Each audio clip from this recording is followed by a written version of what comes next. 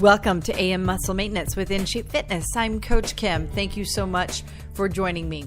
Today's podcast routine is called The First Week in January, Trying Something New. We're not going to talk specifically about New Year's resolutions in this podcast. I'm actually recording a different podcast on the InShape Fitness Show channel in just a little while about action plans and pacing in terms of New Year's resolutions.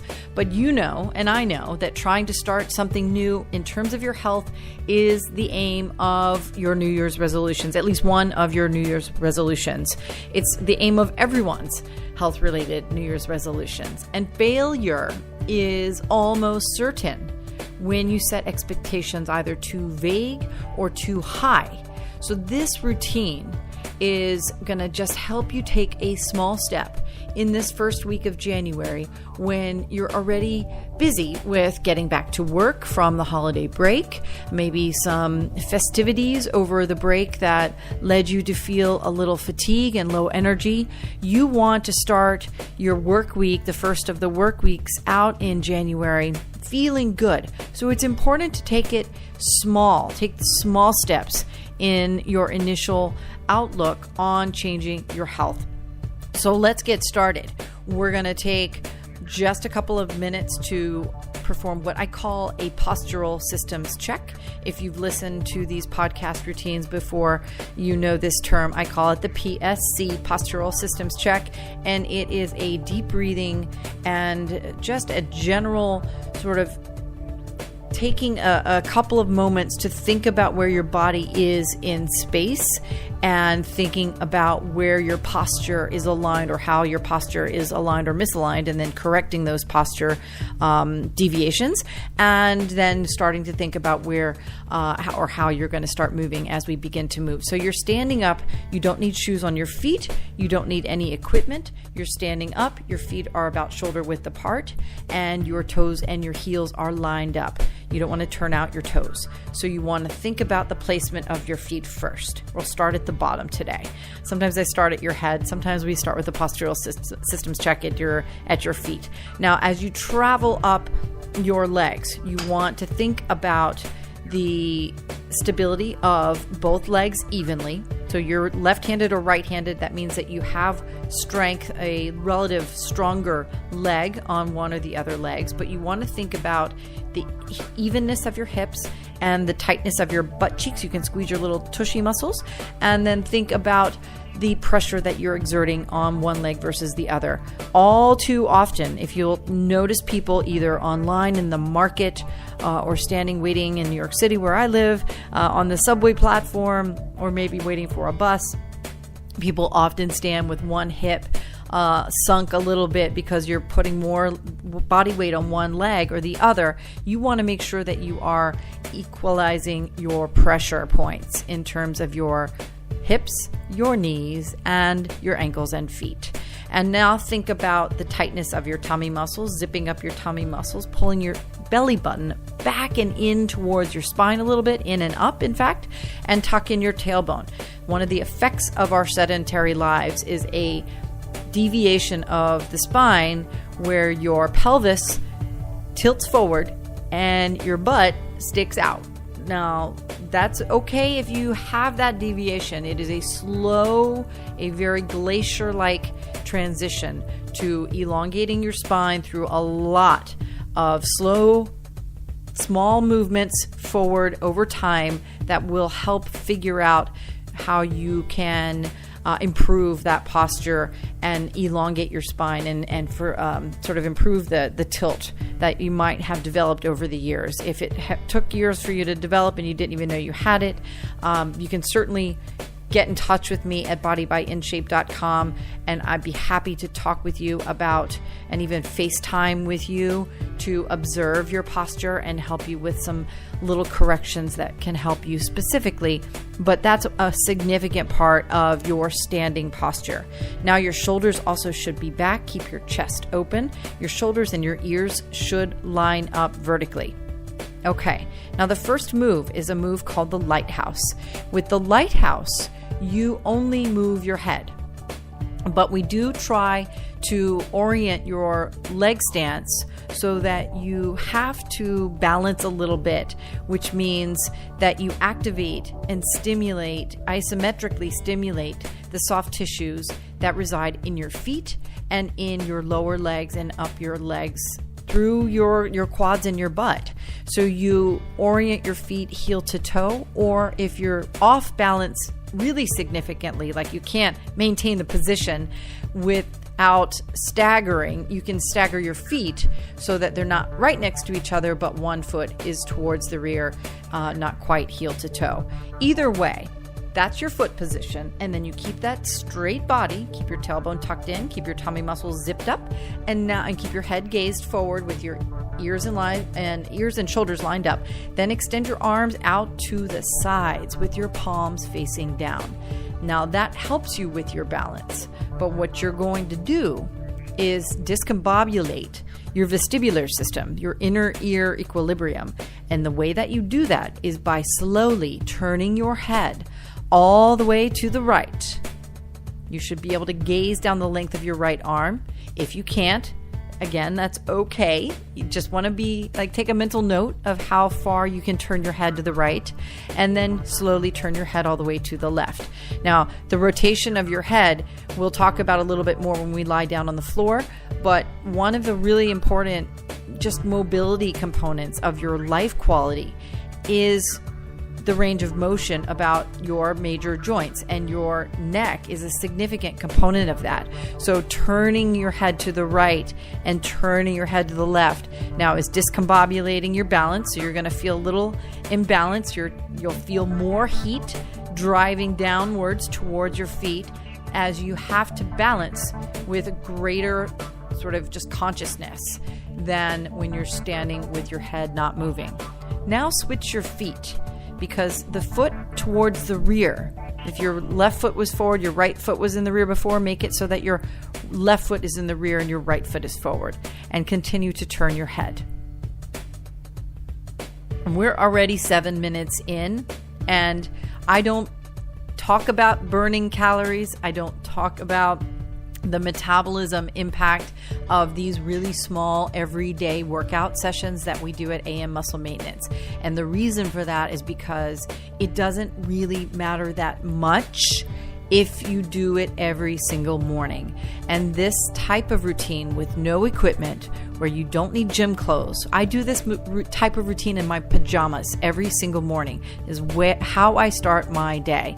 And I encourage you, even if you're going to go to the gym at night, get up 10 minutes earlier and practice these short moves.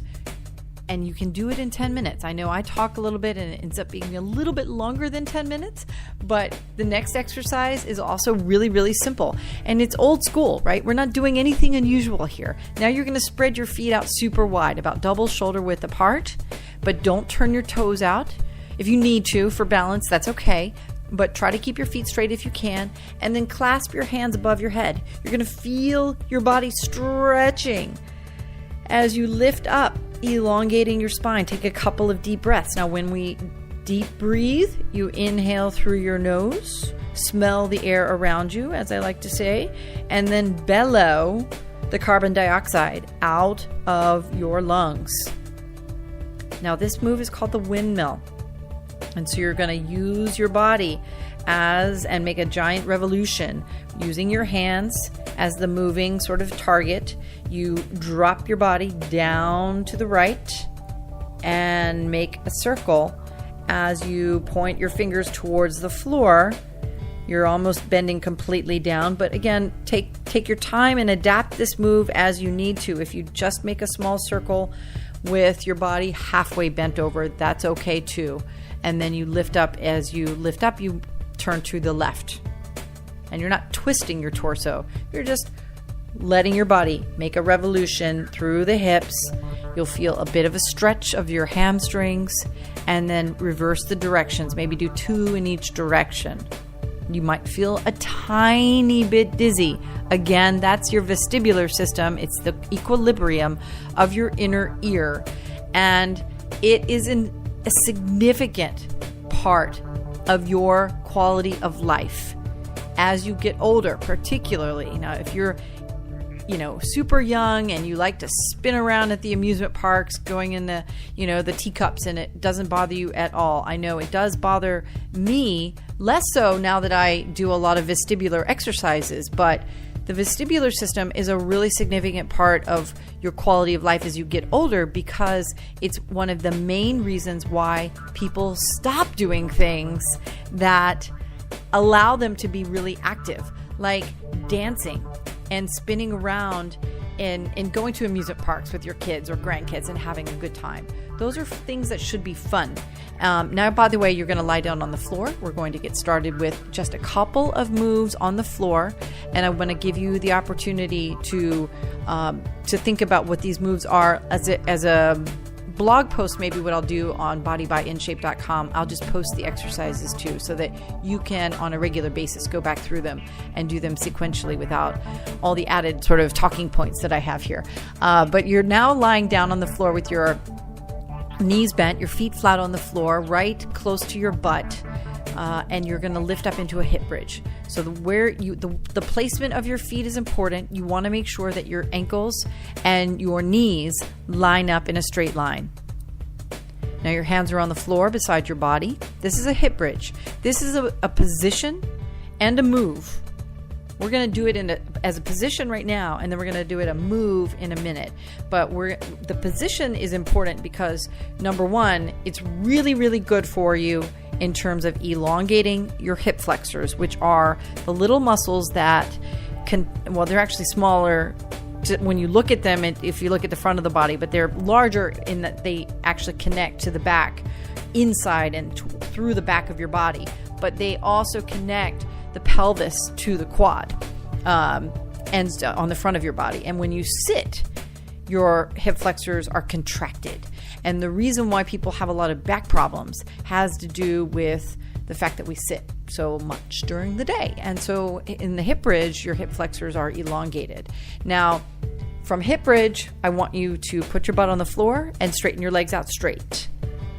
This next move is something that, again, seems really, really simple, but once you do it a few times, you realize the significance of it. And this is not a workout about, getting ripped abs and, sculpted shoulders. This is about the function of your life, the quality of your life. And that's, if nothing else, in the month of January, should be part of your New Year's resolution action plan, to think about ways that you can sustainably move your body every day to be a better human in terms of your physicality, to enjoy yourself more. And you're not going to do that spending hours upon hours in a gym. I mean, bottom line, it's not a model that's sustainable for most people.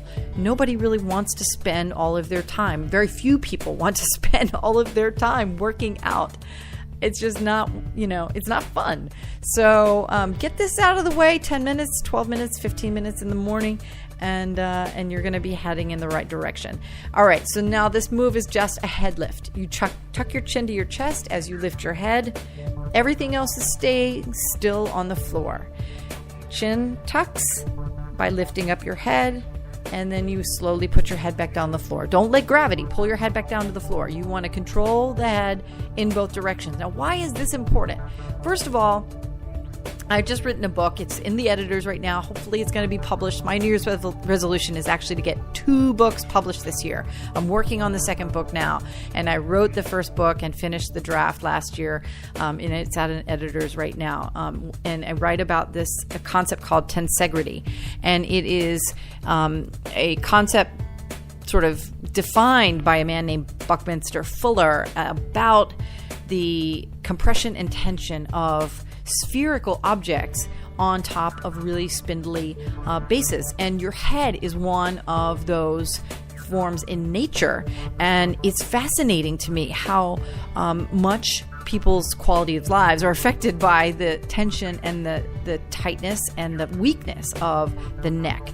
So and your head weighs like 10, 11 pounds. So you're tucking your chin to your chest. You're having to use your neck muscles to lift your head up and tuck your chin and then control the movement in the negative direction, you're exercising your neck. And that is actually a really important functional component to, again, your quality of life. Now, flip your body over.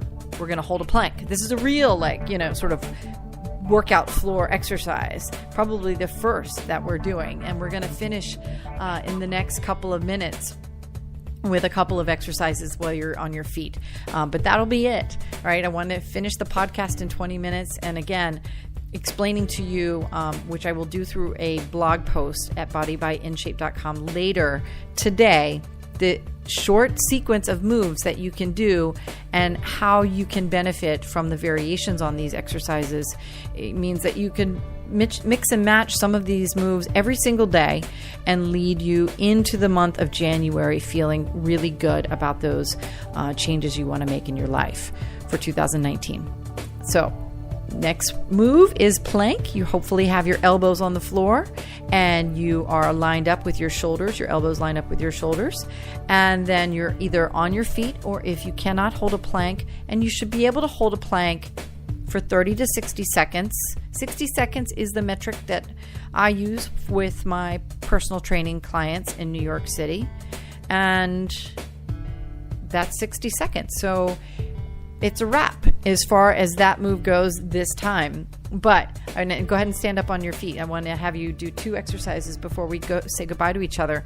But just remember, with the plank, the variations on the plank, like the hip bridge, there are dozens upon dozens of ways to perform a plank.